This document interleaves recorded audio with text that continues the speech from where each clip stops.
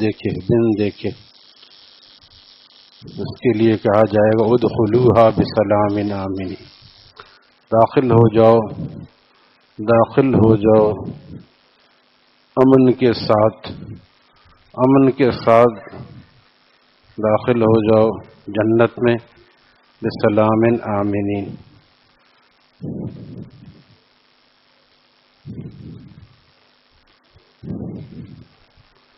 ادخلوها بسلام آمین۔ اواب کے بعد یہاں پہ منیب لائے ہیں۔ اواب منیب کا مطلب وجاء بقلب منیب، دوسری جگہ وجاء بقلب سلیم۔ منیب کا مطلب رجوع کرنے والا، اور سلیم کا مطلب قلب کی سلامتی والا، سلامتی قلب والا۔ قلب سلیم کی شرح ہمارے شیخ مرشد رحمہ اللہ تعالی فرماتے تھے، قلب سلیم کی شرح جس کے دل میں غیر اللہ نہ ہو، جس کے عقائد درست ہو، جس کے اندر غیروں کی محبت غالب نہ ہو، غالب نہ ہو۔ محبت غیر کی ہو سکتی ہے، یعنی غیر سے مراد دنیا اور لیکن اس کی محبت غالب نہ ہو۔ ہمارے فرماتے تھے اگر 49% محبت دنیا کی ہے، مال کمانا بھی ضروری ہے، یہ رکھی گئی ہے محبت، 51% اللہ کی محبت ہو جائے، یعنی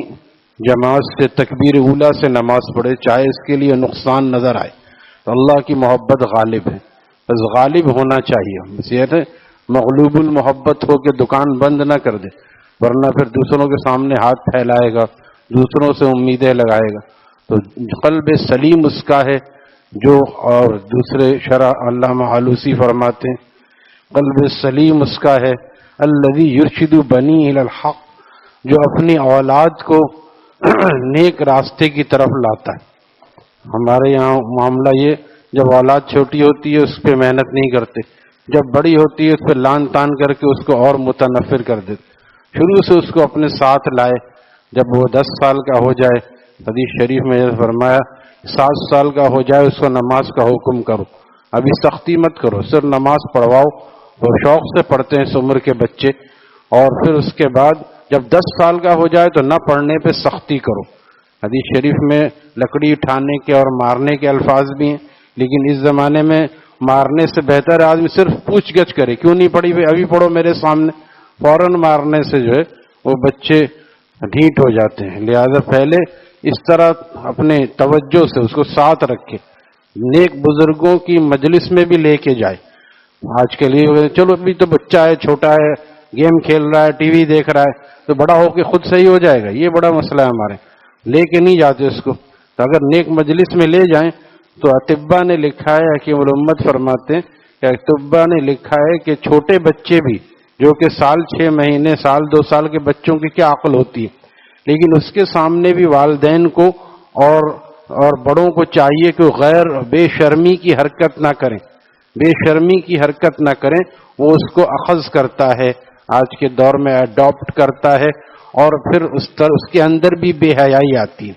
لہٰذا اس کے سامنے جب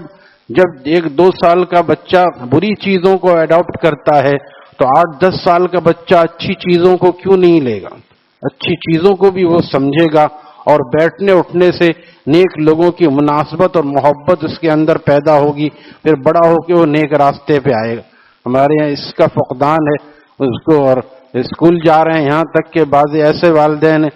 گرمی تھی تو 14 15 سال کے بچے روزہ نہیں رکھ رہے ہیں اور اسکول جا رہے ہیں، تو 14-15 سال نہیں، 10 سال کے بچوں کے بعد 10 سال 11 سال بلوغت کے قریب روزہ رکھوانا یہ والدین کی ذمہ داری۔ بچہ ہے نہیں رکھ رہا ہے، بچے کی بھلائی اس میں نہیں، بچے کی بھلائی اس میں ہے کہ اللہ کی یاد میں لگے، اللہ کے لیے بھوکا رہے، اللہ کے لیے فجر کی نماز میں اس کو اٹھایا جائے۔ بچے کی بھلائی اس میں سے سونے دو، ابھی بیچارہ بچہ ہے، جس دن 15 سال کا ہوگا، بالغ ہوگا، اس دن اٹھ کے آ جائے گا۔ عادت لگانے سے ہوتا ہے۔ تو قلب سلیم اس کا ہے جو اپنے بچوں کو، اولاد کو نیک راستے پہ چلاتا ہے۔ آج کہتے ہیں لڑکیوں کی ضرورت، یہ تو حدیث شریف مشہور ہے، اور عرض کرتا رہتا ہوں میں کہ 10 بیٹوں کی بھی کوئی فضیلت نہیں ہے کہ جو 10 بیٹے کی تربیت کر دے وہ جنت میں جائے گا، 3 بیٹیوں کی جو تربیت کر دے، نیک بنا کے اس کو اپنے گھر کا کرے، نیک تربیت کرے اور اس پہ ظلم نہ کرے، نبی علیہ السلام نے فرمایا وہ جنت میں جائے گا، میرے قریب ہوگا۔ جب کسی نے 2 بیٹیوں کے بارے میں پوچھا تو آپ نے فرمایا 2 کے بارے میں بھی یہی فضیلت ہے۔ اما عائشہ صدیقہ رضی اللہ تعالی عنہا فرماتی ہیں اگر ایک والا بھی پوچھتا تو آپ اس کے لیے بھی یہی کہتے۔ تو 1-2 بیٹی کے لیے تو جنت کی بشارت ہے، 10 بیٹوں کے لیے نہیں ہے، کیونکہ بیٹوں سے امید یہ ہوتی ہے کہ دنیا کما کے دیں گے، 10 تو بازو بنیں گے، پیسہ آئے گا، اور بیٹیوں کے لیے فوراً ہمارے معاشرے میں جہیز دینا پڑے گا اور کھلانا پڑے گا، اور ہمارے معاشرے میں عورتیں اور بیٹیاں کام نہیں کرتی، لیکن اس کو کیا کرتے ہیں اٹھا کے مکس گیدرنگ میں ڈال دیا اچھی تعلیم کے لیے، تاکہ وہاں انگریزی اچھی ہوتی ہے، مکس گیدرنگ یہ اچھی تربیت ہو رہی ہے۔ اچھی تربیت کے لیے تو اس کو غیر محرموں سے بچانا ضروری ہے، لیکن اس کو غیر محرموں کے ساتھ کچھ نہیں ہے، بہت جگہ کیمپس الگ ہیں، لیکن پڑھانے والا مرد ہے، تو مرد اس کا چاچا ہے یا ماموں ہے، ہر بچی کا چاچا ماموں ہو سکتا ہے، نامحرم ہے اس کے لیے، ناجائز ہے۔ یہ پڑھانے والے بھی گناہ گار ہیں، اور اگر پڑھنے والے بچے بالغ ہیں تو گناہ ان کو بھی ہوگا، اور نابالغ ہیں تو والدین کو ہوگا ان کی بنیاد غلط کرنے کی وجہ سے۔ پھر اس کے بعد کہتے ہیں کہ شرم و حیا ختم ہو جاتی ہے، دیدے پھٹ جاتے ہیں، پھر جب ان کو شرم و حیا سکھائی جاتی ہے تو وہ اس پہ آتے نہیں ہیں، اور بڑے ہونے کے بعد اپنی چلاتے ہیں۔ یہ غلطی کس کی ہے؟ ہم لوگوں کی ہے، جو ہم شروع سے اولاد کو صحیح ماحول مہیا نہیں کرتے۔ تو فرمانے میں جا بقلب منیب ادخلوها بسلام ذالک یوم الخلود، یہ دن ہے ہمیشہ کے لیے داخلے کا، جنت میں جاؤ، ہمیشہ جنت میں جا کے مزے کرو۔ لہم ما یشاؤون، اور جو چاہو گے وہ تمہیں اس میں ملے گا۔ لہم تمہارے لیے، ان کے لیے، لہم ان کے لیے، لکم تمہارے لیے ہوتا ہے، لہم غائب کا صیغہ ہے، ان کے لیے یعنی جنتیوں کے لیے، ما یشاؤون جو وہ چاہیں گے ان کو دیا جائے گا۔ وہاں تشتہی انفسکم دوسری جگہ ہے، یہاں ما یشاؤون جو وہ چاہیں گے ان کو دیا جائے گا۔ لہم ولا لہم ما یشاؤون فیہا، اس میں دیا جائے گا، ولدینا مزید، اور صرف یہی نہیں، اس کے علاوہ بھی نعمتیں دی جائیں گی، جس کا ذکر کیا گیا اس کے علاوہ بھی نعمتیں دی جائیں گی۔ صرف 70 حوریں نہیں ہیں، اس کے علاوہ بھی حور ہے۔ روایات میں کہ ایک حور آ کے ہاتھ رکھے گی اس کے کندھے پر، اور وہ پوچھے گا، مڑ کے دیکھے گا تو دیکھتا رہے گا، حیرت زدہ رہ جائے گا۔ ہمارے شیخ فرماتے تو حور وہ ہے جو حیرت میں ڈال دے، گوری گوری بڑی بڑی آنکھوں والی، اور اس کا حسن انسان کو حیرت میں ڈال دے۔ تو پھر وہ پوچھے گا من انتی، تو کون ہے؟ وہ کہے گی میں انا مزید، میں تیرے لیے مزید اللہ کی نعمت ہوں، جو تو نے اعمال کیے اللہ تعالیٰ اس کو پالتے ہیں، پھر اس میں جیسے دولت کو کھینچتی ہے، نیکی کو کھینچتی ہے، اللہ تعالیٰ نے مزید تیرے لیے یہ انعام دیا ہے۔ تو فرما رہے لہم ما یشاؤون فیہا